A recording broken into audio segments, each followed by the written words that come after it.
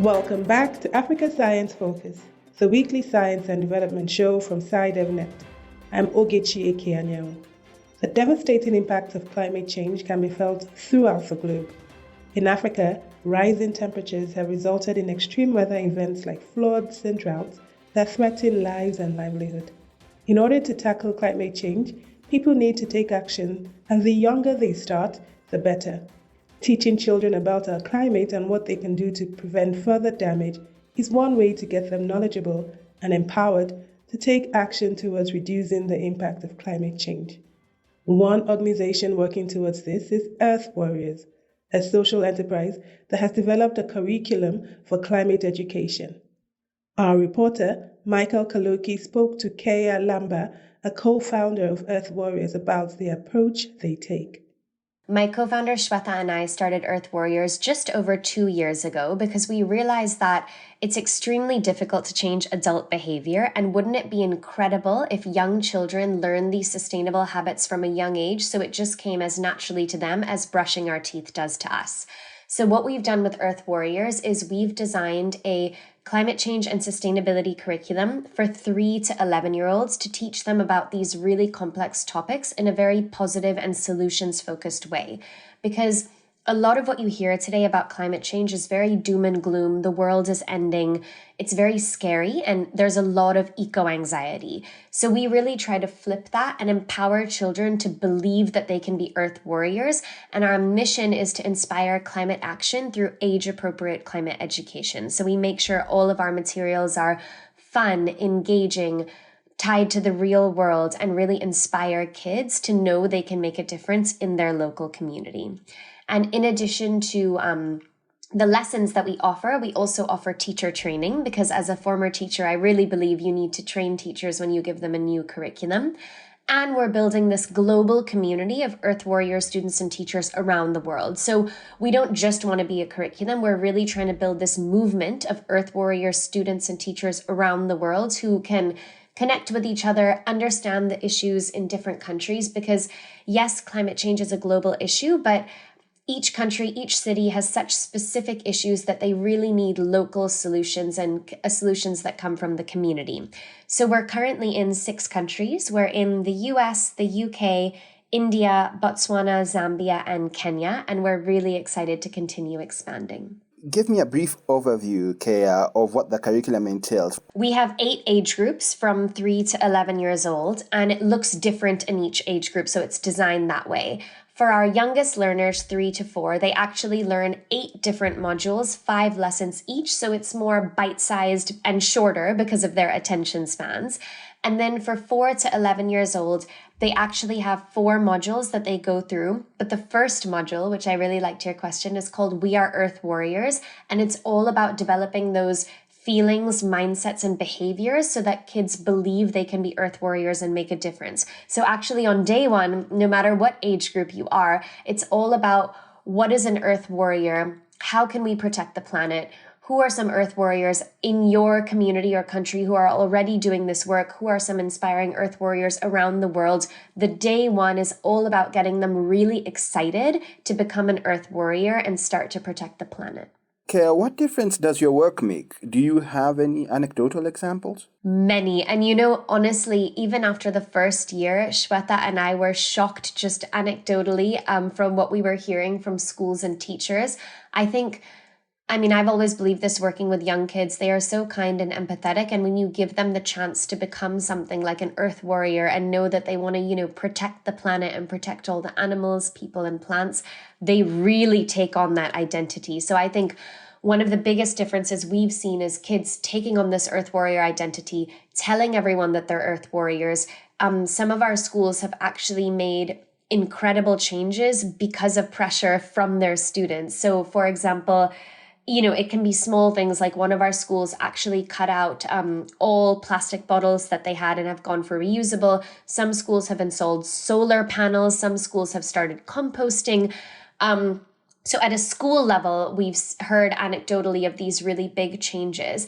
But actually, one of the most incredible things we've heard is how these students go home and nudge their parents' behavior. It was sort of a secondary impact that we had read would happen in research studies, but we were it was unbelievable to hear from parents how much they have changed their behavior because of their kids telling them, no, don't do this, no, do that, no, you need to be an earth warrior.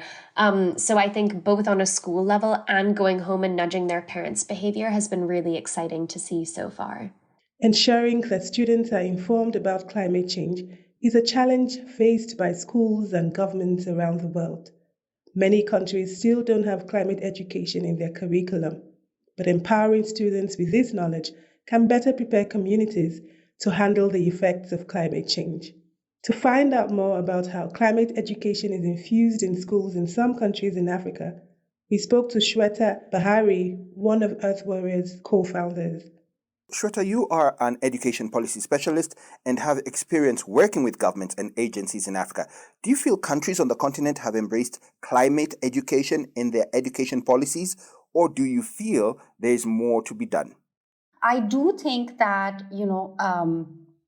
on the continent, lots of governments have started talking about climate education, have started talking about the need to incorporate climate change into the national curriculum.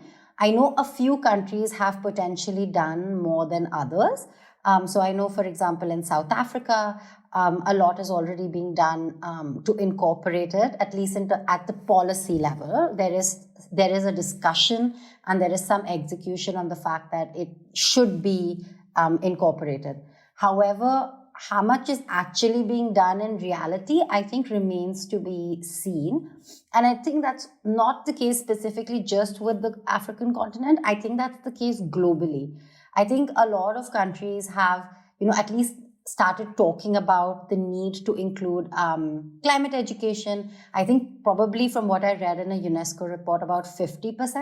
But I think there's still more to be done to make sure it's actually in the curriculum and then it's actually taught and teachers are trained so that they feel confident teaching it. Because another UNESCO survey showed that 90% of teachers don't feel confident teaching about climate change because a lot of us in that generation were not taught about climate change in school.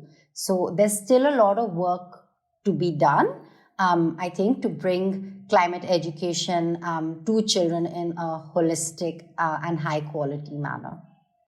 You have worked on a program that evaluated measures to eradicate poverty for people living in arid areas in northern Kenya. And these are areas that have been affected by climate change. Shweta, do you see a correlation between addressing poverty issues and imparting climate education? I think there is definitely a long-term link between climate education and poverty reduction. First, I think through climate education, the next generation actually learns the skills they need to be able to cope with climate change. So it eventually prepares communities to cope with it better. And also build livelihoods around the changing scenario. In addition, a lot of jobs in the next 20 years or so are also going to be coming up in the climate change and green sector. It is actually said that the green sector is going to be what is known as the new what data and tech was 20 years ago. So I think there's a really important role there for climate education to give children today 21st century skills that they need for survival. And, there is that long-term link to livelihoods and skilled jobs as well. In order for climate education to be successful, it has to meet the needs of local students being taught. Earth Warriors tell us how they are 7 schools in Zambia, Botswana, and Kenya, and how they have been able to adapt their curriculum. Keya spoke to us about the changes they've made for the students in these areas.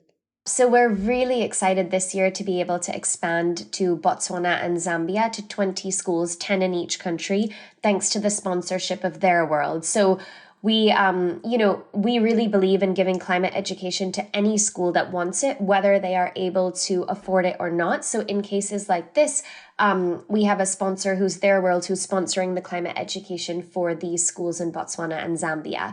And of course, the curriculum looks completely different than it does for our schools in the UK and the US because it's a completely different context. So what we always do in situations like this is in October, Shweta and I spent 2 weeks in Botswana and Zambia speaking to teachers, speaking to students, understanding their needs, their context, what they need. And then we've spent the past 2 months redesigning our curriculum to fit their context with the teachers from those schools. So everything we've done has been co-designing in collaboration to make sure that it's the most appropriate for them. And incredibly, what we found when we went there is that all the students and teachers could really describe the impact that climate change was having on their community, especially with relation to things like droughts and the lack of rainfall in October. But they didn't know the technical scientific terms behind it or why it was happening or what actions they could take as sort of preventative measures or to prepare themselves better for the next year. So they were really, really excited about the thought of a climate education curriculum and being able to implement that. And one thing I should add about our curriculum in general, which is definitely true for the schools in Botswana and Zambia, is we try to make it as low resource as possible. So all of our activities can be done either using materials found in nature, like leaves, sticks, and so on, or things that would go to waste, like toilet paper rolls or cardboard boxes. So in terms of our activities, it managed to adapt quite well because we don't send physical materials to schools, plastic manipulatives, teachers don't have to buy anything new. A lot of it is done through this play-based hands-on approach. Keya, why did you feel it was necessary to take climate education to rural schools? Ultimately, we want to get climate education to all schools, whether they're rural, urban, whether they are in, a country like the UK or a country like Botswana. We feel everyone should have access to climate education. It just looks a little bit different depending on where you are.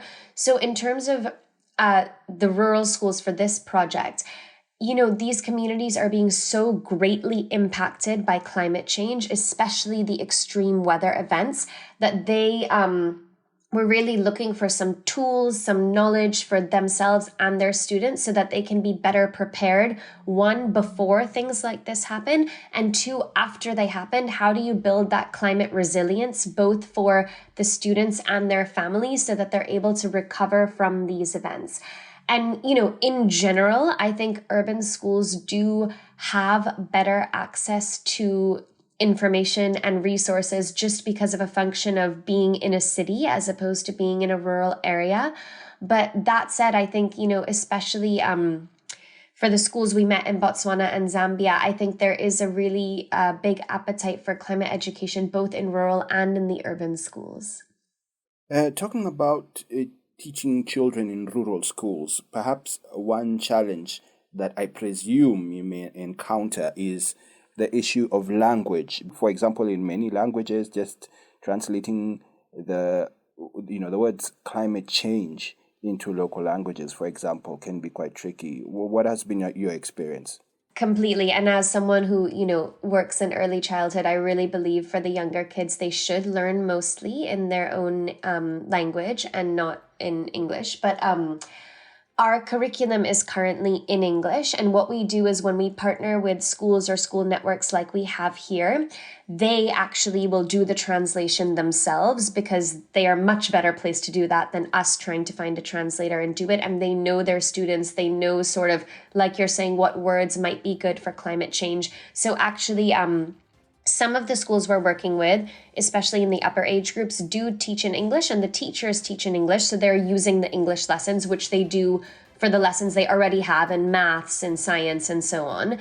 Some of them are translating it into local language, especially for the younger age groups, but they're quite used to it because they also get their other lesson plans in English, and then the teachers do the translation for that anyway. So it's not a new system we are asking them to do. That's all from us at Africa Science Focus today. If you want to find out more, head to the SciDevNet website. That's www.scidev.net. Today's show was produced by Alice Hurst, with editing and hosting by Ogechi Keya, and reporting by Michael Kaluki. Until next time, goodbye.